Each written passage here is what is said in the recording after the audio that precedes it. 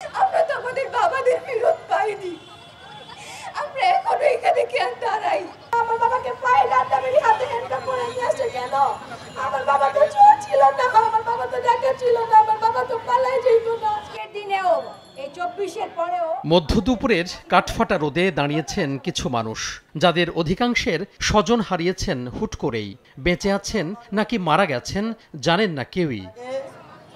অনেক সন্তান দাঁড়িয়েছেন যারা তাদের বাবাকে দেখেননি কোনোদিন, কিংবা বেঁচে আছেন আবছা স্মৃতি নিয়ে। হারিয়ে যাওয়া কারো বাবা, ভাই কিংবা সন্তানের কি অপরাধ তাও জানেন না স্বজনরা। অপেক্ষার প্রহর ফুরিয়ে বিচার চেয়ে চেয়ে তারা ক্লান্ত।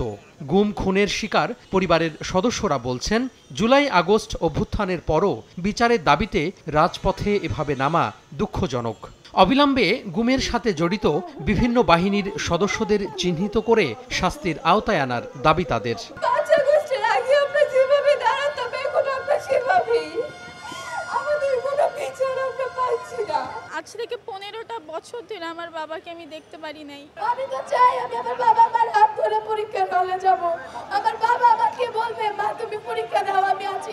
এই সৌভাগ্য কি আমার হবে না? এক্ষুনি হাসিনা আমার বাইকে র্যাব পরিচয় দিয়ে নিয়ে গেছে, নিয়ে যাওয়ার পরে আমার বাইকে নির্মমভাবে হত্যা করেছে। মারা যদি যেয়ে থাকে, যদি মেরে ফেলা হয়, অন্তত কবরটা যেন আমাদেরকে দেখায় দেওয়া হয়, আমরা যেন কবর জিয়ারত করতে পারি।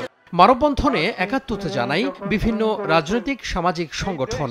আওয়ামী সরকারের সময়ে মানবাধিকার লঙ্ঘনে জড়িতদের দৃশ্যমান বিচার দাবি তাদের। প্রত্যেকটা হত্যার, প্রত্যেকটা খুনের, প্রত্যেকটা টর্চারের পিছনে এক একটা আয়নাঘর বানানোর পিছনে যারা ছিল, যেই শক্তি ছিল, প্রত্যেকটা শক্তিকে ভেঙে দিব আমরা।